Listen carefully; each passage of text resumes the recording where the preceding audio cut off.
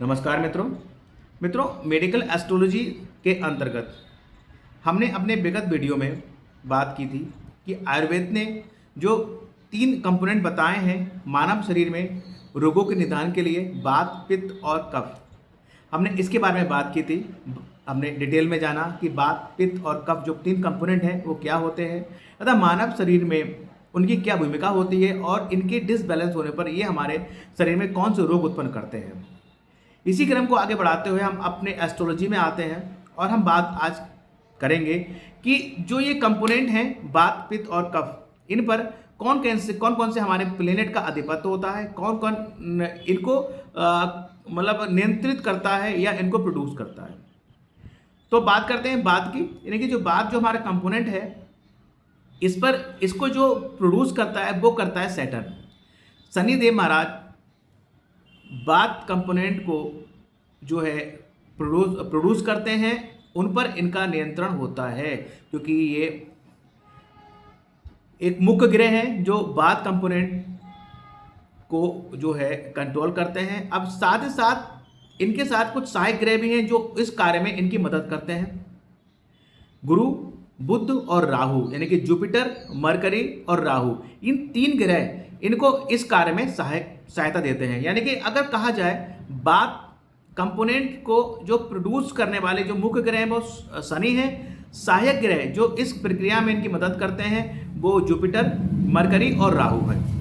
अब बात करते हैं हम पित्त कंपोनेंट के। देखिए, पित्त को प्रोड्यूस करने या उस पर पूर्ण तरह से नियंत्रण सूर्य का होता है, सन का होता है, लेकिन इसमें सहायक जो ग्रह होते हैं वो इनके होते हैं मंगल और केतु। यानी कि सूर्य मुख्य ग्रह हो गए और सहायक ग्रह आपके मंगल और केतु। इस प्रकार कह सकते हैं सूर्य, मंगल और केतु, ये 3 ग्रह मिलकर हमारे शरीर में पित्त कंपोनेंट पर नियंत्रण रखते हैं। बात करते हैं कफ की, तो कफ कंपोनेंट पर जो मुख्य रूप से जो नियंत्रण होता है या मुख्य रूप से प्रोड्यूस जो करते हैं वो होते हैं मून, मतलब चंद्रदेव का आधिपत्य होता है कफ कंपोनेंट पर, और इनमें सहायक होते हैं वीनस। तो इस प्रकार चंद्र और वीनस का जो मुख्य रूप से जो प्रोड्यूस जो करते हैं वो हमारे कफ कंपोनेंट को करते हैं।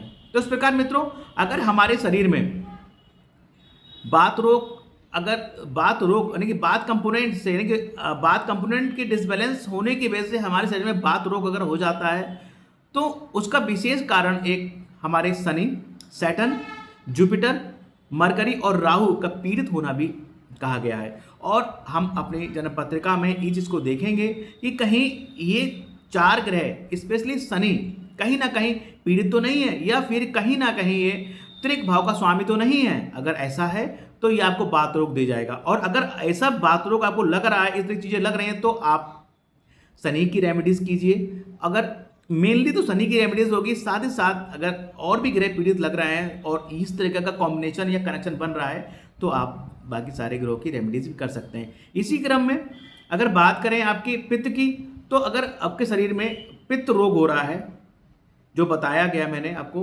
तो उसका कारण अगर आप जन्म पत्रिका में देखेंगे तो ये देखिए कहीं ना कहीं आपका सूर्य पीड़ित तो नहीं है, या सूर्य के साथ मंगल पीड़ित तो नहीं है, या केतु आपके अच्छे भाव का स्वामी है या नहीं है। इस तरीके से हम इन चीज़ों को भी हम जो है सॉल्व कर लेंगे। और अगर कहीं ऐसा है तो आप इन ग्रहों को मजबूत करिए। अगर ये ग्रह बुरे भाव के स्वामी होकर आपको ऐसे रोग दे रहे हैं तो इन ग्रह को कमजोर कीजिए।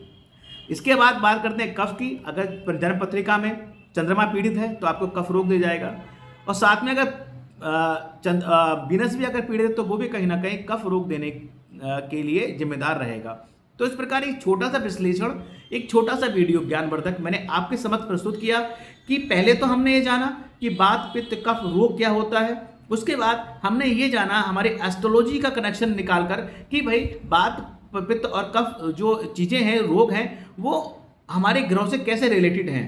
तो आप इस वीडियो को ध्यान से देखिए, समझिए और अपने जन्म पत्रिका उठाकर देखिए कि कौन सा रोग आपको हो रहा है, किस कंपोनेंट के थ्रू रोग हो रहा है, और फिर उस कंपोनेंट के जो ये ग्रह हैं मेन, इनको देखिए जन्म पत्रिका में कहीं वो पीड़ित तो नहीं है। अगर वो पीड़ित है तो इनके आप रेमेडीज कीजिए, निसंदेह आपको 100% आपको जो है उसमें आपको सहायता मिलेगी, आपको पॉजिटिव रिजल्ट मिलेंगे और आपके रोगों का निदान होगा। So thank you very much. Radhe Radhe, जय माता दी।